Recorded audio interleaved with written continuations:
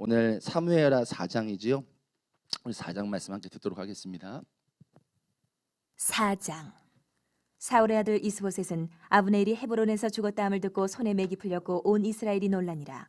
사울의 아들 이스보셋에게 군 지휘관 두 사람이 있으니 한 사람의 이름은 바나요 한 사람의 이름은 레갑이라. 베냐민 족속 부에롯 사람 림몬의 아들들이더라. 부에롯도 베냐민 지파에 속하였으니 일찍이 부에롯 사람들이 기타임으로 도망하여 오늘까지 거기에 우거함이더라. 사울의 아들 요나단에게 다리 저는 아들 하나가 있었으니 이름은 무비보셋이라.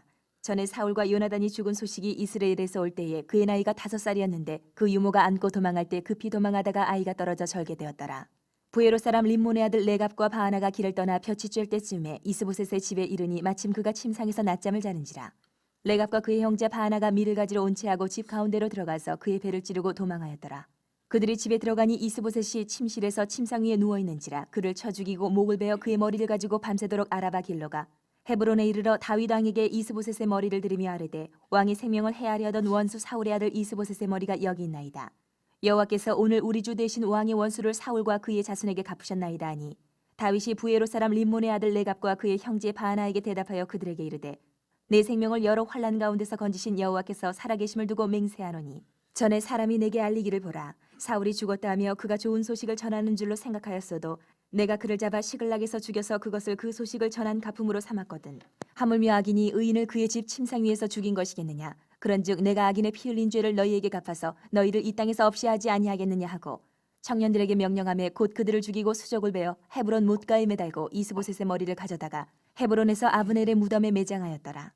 아멘. 주님 말씀입니다. 오늘 말씀 1절부터 12절까지 짧은 말씀인데요.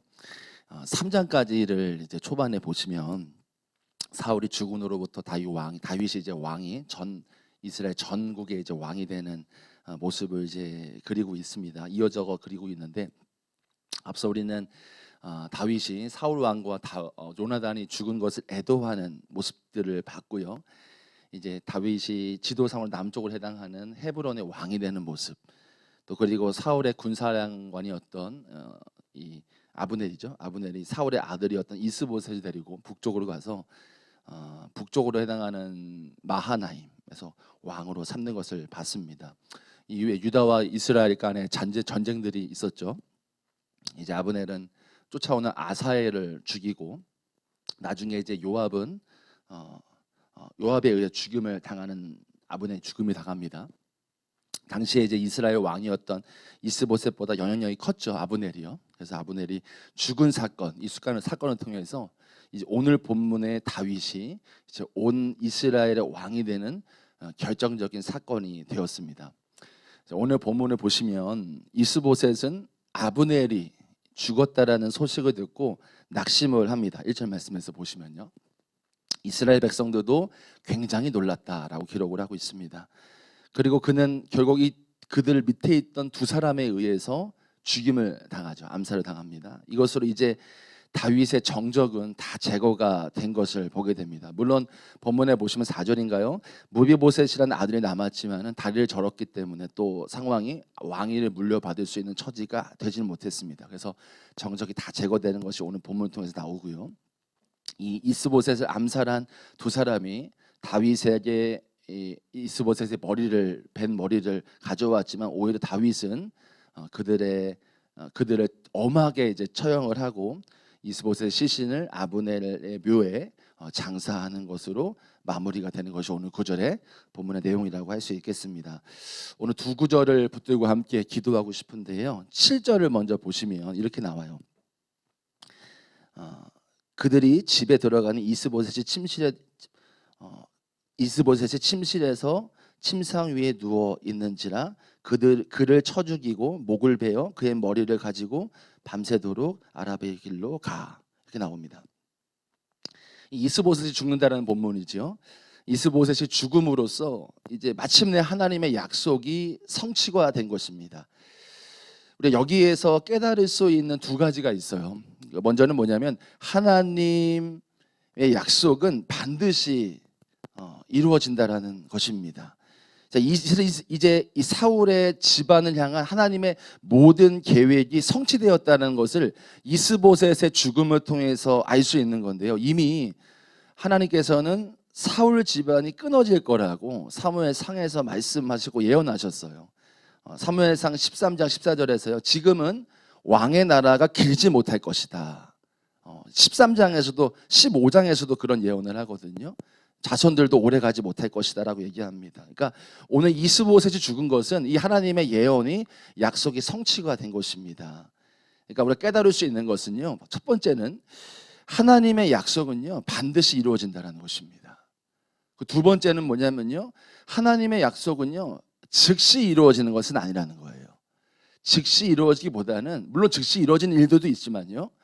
하나님의 약속은 점진적으로 이루어진다는 것입니다. 여러분 성경을 보시면 하나님이 하신 일들 가운데에 성취되지 않은 일이 있습니까? 하나님께서 말씀하신 것은요. 다 이루어주셨습니다. 다 이루셨습니다. 그러므로 우리는 하나님의 약속이 당장 실현되지 않는다고 해서 실망할 필요는 없다라는 것입니다. 하나님은 약속을 이루시고 지키시는 분이십니다. 그렇기 때문에 우리가 하나님의 약속이 보이지 않고 안 된다고 해서 그것에 실망하거나 의심해서는 안 된다는 것입니다. 이미 성경을 통해서 하나님은 하나님의 약속을 이루시는 분이시라고 말씀하고 있기 때문입니다. 그리고 하나님의 계획은 우리의 생각과 기대와는 다릅니다. 하나님은 지금 실행하고 계시다라는 것입니다. 하고 계시다라는 거예요. 진행 중이라는 것이죠. ing라는 거죠. 그리고 마침내 성취가 될 것이라는 것이 하나님이 오늘 이스보셋의 이 죽음을 통해서 우리에게 알려주는 교훈이라고 할 수 있을 것입니다. 성경에서 가장 대표적인 사건이 무엇입니까? 예수 그리스도이십니다. 예수님이 이 땅에 오신 사건이 하나님의 약속의 성취입니다. 창세기 3장 15절에서 여자의 후손의 얘기가 나오죠. 타락을 했지만 바로 여자의 후손이 모든 것을 다 해결할 것이다라고 약속하시고 예고하셨습니다. 그리고 구약에서 선지자들을 통하여 예고하시고 구체적인 사건과 표징을 통해서 예표하셨죠. 그리고 당신의 때가 이르자 예수님께서 이 땅에 오셔서 구속주가 되셨습니다. 구약의 역사가 학자들에 의하면 2500년이라고 말하거든요. 2500년 후에 하나님께서는 예수 그리스도를 이 땅에 보내주셨다는 겁니다. 하나님은 약속을 점진적으로 이루신다는 것입니다. 여러분 하나님의 신실함을 믿으십니까?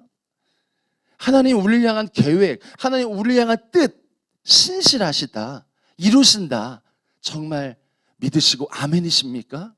여러분 여러분들이 마음으로든 하나님 앞에서 저도 그렇거든요. 아멘으로 정말 취하고 싶습니다. 어느 집사님께서요 암을 앓고 계시는데요. 그런 일이 있었다는 겁니다. 몇 차례 주님께서 고치신다고 약속을 하셨대요. 내가 고칠 거야, 치유할 거야. 말씀을 통해서 확증하셨다는 겁니다. 그런데 주님의 이 말씀과는 다르게 주님이 바로 치유하시거나 깨끗하게 하시지 않고 고치시지 않는 모습들을 보면서 의문을 가지셨다는 거예요. 그리고 염려가 생기기 시작했다는 겁니다. 그런데 어느 날 알고 지내는 집사님에게서 연락이 받았고 자신의 이런 이야기들 또 주님이 나에게 확증시키신 말씀 이런 얘기들 나누면서 소상히 말씀을 들었다는 거예요. 그렇게 이렇게 집사님한테 말씀을 털어놓고서 됐던 그 집사님께서 이렇게 말씀하셨다는 겁니다. 주님이 낫게 하셨다라면 왜 이렇게 누워 계시냐라는 겁니다. 주님이 몇 차례 그렇게 확증을 주셨다고 하는데 왜 누워 계시냐는 거예요. 나은 거 아니냐. 주님 말씀에 따르면 일상생활 하라 그 말씀을 하셨다라는 겁니다. 그리고 깨달으셨대요. 아 맞아, 주님이 날 낫게 하셨다고 약속하셨지. 몇 차례 그것도 말씀하셨지. 그래서 나 주님께서 분명히 낫게 하셨다라고 약속을 믿으니까 이제 일어서서 맞아, 일상생활 해야겠다. 그렇게 마음을 먹으셨다라는 거예요. 그렇게 일어나셔서 간간히 설거지도 하시고 집안일도 하시고 이제는 교회 나가서 예배도 드리신다라는 겁니다. 여러분 하나님은 저도 그렇고요. 여러분을 향해서 우리 성도분을 향해서 신실하십니다. 선하신 계획을 가지고 계십니다. 말씀에서 말씀하셔 합력하여 선을 이루신다라고 열매를 맺기를 원하신다라고 말씀하셨고요. 그 하나님은 우리를 향해서 우리의 삶에 열매를 맺어가기를 원하십니다. 그것이 여러분 오늘 말씀에 따르면요 순식간에 이루어질 수도 있고요. 그게 오늘일 수도 있어요. 내일일 수도 있습니다. 내일 모레, 한 달 후, 1년이 뒤에 될 수가 있습니다. 근데 여러분 기간은 다를 수 있지만 결과는 동일하다는 것입니다. 지금 이루어지지 않았다고 한다면요 그건 과정이라는 거예요. 과정 중인 것입니다.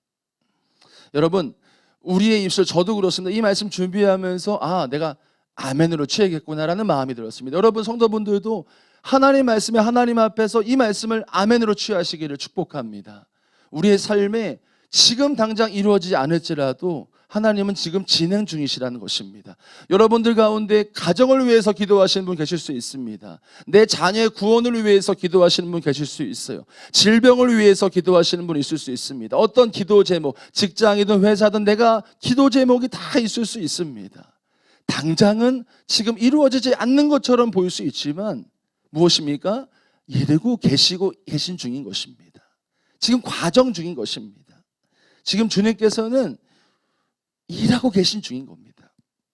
우리가 그 신실하신 하나님을 붙잡기 원합니다. 끝까지 붙잡고요. 때로는 안 보이니까 마음이 요동하고 기도해도 답답하기도 하고 다시 기도하면서 믿음을 붙잡고 넘어지더라도 다시 일어나서 기도하면서 주님의 그 약속을 붙잡고 계속해서 우리가 흔들리고 요동할 때마다 주님은 결국은 이루신다. 지금 응답하고 계시는 중이다. 그 하나님의 약속을 붙잡고 끝까지 기도하시면서 주님의 약속을 붙들 수 있는 저와 여러분 되기를 축복합니다. 우리 1절을 보시면요. 마지막입니다. 이렇게 나옵니다. 사울의 아들 이스보셋은 아브넬이 헤브론에서 죽었다 함을 듣고 손에 맥이 풀렸고 온 이스라엘이 놀라니라. 이 말씀이요. 이스보셋은 아브넬이 죽었다라는 소식을 듣고 낙심하는 겁니다. 그는 아브넬의 죽음의 소식을 듣고서 절망하고 낙심했습니다. 왜 그런 것입니까? 이스라엘 나라에서 영향력이 막대했던 것이 아브넬이었습니다. 이스보셋보다는 아브넬이 영향력이 컸습니다. 앞선 본문에서 보시면 이스보셋이 아브넬에게 쩔쩔매잖아요. 어찌되었든 이스보셋은 아브넬을 전적으로 의지했다는 것이 오늘 1절 본문을 통해서 알 수 있는 것입니다. 여러분 우리가요 예수님을 영접했더라도요 충분히 사람을 의지할 수가 있습니다. 환경을 의지할 수도 있습니다. 세상을 의지할 수도 있습니다. 우리가 여기서 갈리는 것입니다. 우리도 충분히 하나님을 의지할 수도 있고요 반대로 세상을 의지할 수도 있다는 것입니다. 이스보셋의 모습에서 우리가 취할 수 있는 교훈이 무엇입니까? 우리가 주님을 전적으로 의지해야 된다는 것입니다. 그럴 때의 위기에서 주님께서는 구해 주실 뿐만 아니라요 피할 길도 예비하시고 놀랍게 인도하시는 분이시기 때문입니다. 오늘 이스보셋이요 아브넬을 의지했고 그 결말이 무엇입니까? 자신의 2명의 부하에 의해서 암살을 당하게 됩니다. 그것도 낮잠 자다가 그랬습니다. 낮잠이라면 저녁잠과는 다르게 깊이 잠드는 그런 잠은 아니지 않습니까? 무슨 말이냐? 아주 마음을 놓고 깨어있지 않았기 때문이라는 것입니다. 물론 만약에 문제가 있었더라도 이 이스보셋이 하나님을 의지했다면 아마 결과는 달랐을 수도 있겠습니다. 그렇다면 여러분 우리가 주님을 의지하는 것이 무엇입니까? 주님을 의지하는 것이요 기도입니다. 기도. 모든 것을 다해 주님께 매달리는 것이 하나님을 의지하는 것이죠. 그러면 이런 질문이 들 수가 있습니다. 매달려 봤는데요. 매달려 봤어요. 그래도 되지 않는데 어떻게 해야 됩니까? 라고 의구심이 들 수가 있습니다. 여러분 히스기야 왕 아시죠? 히스기야 왕이 이사야 선지자를 통해서 당신 이제 곧 죽습니다 라고 예언을 받습니다.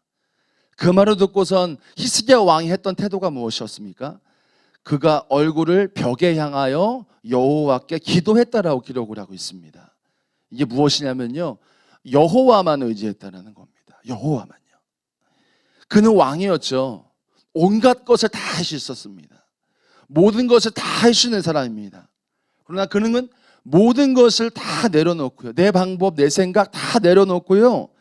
어떠한 여지도 남겨놓지 않고요. 전적으로 하나님만을 의지했다라는 겁니다. 하나님만이, 이 환경이 아니라 사람이 아니라 모든 것이 아니라 하나님만이 나를 도우실 분이라는 것을 알기에 다 내려놓은 거예요. 아무것도 만지지 않은 겁니다. 하나님만 바라보고 매달린 겁니다. 여러분, 이렇게 하나님 앞에 매달린다면 주님이 역사하시겠습니까? 하시지 않겠습니까? 역사하시겠지요.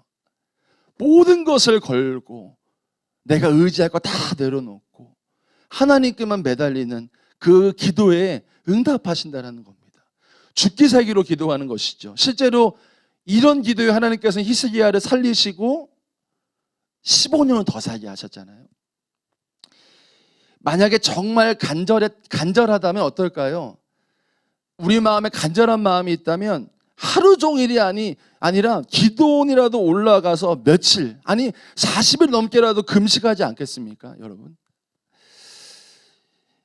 사실 30년 전에 우리가 한국교회, 여러분들 다 어르신들이 저보다 나이가 많으시니까요. 30년 전에 우리가 한국교회를 보시면 그런 야성이 있었습니다. 모든 것을 하나님께 매달리고 애쓰고 했어요. 정말 하나님밖에 없었죠. 하나님께 모든 것을 걸고 올인했습니다. 그리고 온갖 기적이 일어나고 치유가 일어났습니다. 물론 지금 한국교회가 문제가 많지요. 물론 여기저기서 간헐적으로 진짜 회복도 있고 치유도 있고 회복도 한국교회 일들이 있습니다. 근데 한국교회가 전체적으로 폭발력 있게 막 부흥하고 회복이 되지 못하는 이유가 무엇일까? 제가 젊은 나이의 목사지만 그런 생각을 많이 했습니다. 아직 우리가 살만하기 때문이구나 라는 마음이 들었습니다. 만약 한국교회가 여러분 지금 핍박당하고 있어요. 교회 나가지도 못해요. 교회 나가면 감옥에 갇힙니다. 교회 나가면 경제생활 못한다고 한번 해보세요. 그러면 아마도 하나님께 울고 매달리고 기도할 겁니다. 하나님이 아니시면 안 된다라고 아마 각지에서 아마 기도가 뜨겁게 일어나지 않겠나 생각이 듭니다. 한국교회 유례없는 하나됨이 일어나지 않을까라는 생각을 해봅니다. 우리도 그렇습니다. 정말 방법이 없을 때는 하나님 찾습니다. 그러나 내가 조금 방법이 생기고 해결책이 조금이라도 틈이 보이면 또 그만큼 하나님을 전적으로 의지하고 매달리지는 않습니다. 정말 하나님 입장에서 우리를 이런 모습을 보시면 어떠실까라는 생각을 해봅니다. 제가 짧은 하루의 시간이었지만 하나님 앞에서 간절하게 기도했던 때가 있습니다. 믿음의 가정이 아닐 때 이 믿음의 선조였던 우리 할머니가 돌아가시게 생긴 거예요. 병원에서 이제 마지막이다 준비하라 하시는 겁니다. 그때 그랬어요. 하나님, 내가 이 믿음의 가정에서 믿음을 지키고 이 가정을 믿음을 이끌기에 너무나 어립니다. 우리 할머니가 조금만 더 살게 해주세요. 함께 기도하면서 가정을 세울 수 있도록 하나님 도와주세요. 그런 마음에 집에 가서 밤새 성경책 가슴에 쥐고요. 울며 기도하고 뒹굴고 무릎 꿇고 다시 일어나서 기도하고 밤새 기도했던 기억이 납니다. 그리고 다음 날 교회 병원에 갔을 때 할머니께서 여러 신비한 하나님의 간증들을 얘기하시면서 놀랍게 건강한 모습으로 앉아 계셨어요. 여러분, 우리에게 간절함이 부어지길 소망합니다. 믿음의 야성이 우리 안에 회복되길 소망합니다. 내게 유일한 방법은 하나님밖에 없다라고 고백할 수 있는 저와 여러분 되기를 소망합니다. 그러면 어떻게 합니까? 하나님께만 매달리는 거예요. 내 환경, 내 상황, 내가 할 수 있는 거 다 내려놓고 하나님께만 매달리는 것입니다. 왜입니까? 하나님만이 나를 건지시니까요. 하나님만이 나를 도우시니까요. 다른 게 아니라요. 기도밖에 없는 것이죠. 우리가 이 시간 기도하며 나아가겠습니다. 두 가지 말씀 붙들고 기도하실 때요. 첫 번째 7절 말씀입니다. 그들이 집에 들어간 이스보셋이 침실에서 침상에 누워 있는지라 그를 쳐 죽이고 목을 베어 그의 머리를 가지고. 여러분, 주님의 신실하신 분이시고요, 그 약속을 지키시는 분이십니다. 여러분들을 향한, 저도 마찬가지 우리를 향한 선하신 계획이 있으세요. 그리고 하나님께서는 우리와 함께 동역하시면서 우리의 삶과 가정과 우리 교회 모든 것에 하나님의 열매를 맺고 싶어 하십니다. 여러분, 우리의 기도가 응답되지 않을 때가 있습니다. 아직 응답되지 않는다라고 한다면 한 가지입니다. 응답 중인 겁니다. 응답으로 가까워지고 있는 것입니다. 그러면 우리가 해야 될 것이 무엇이겠습니까? 믿는 거예요. 믿음으로 붙잡는 겁니다. 그리고 기도하는 거예요. 또 믿음이 요동할 때가 있겠죠.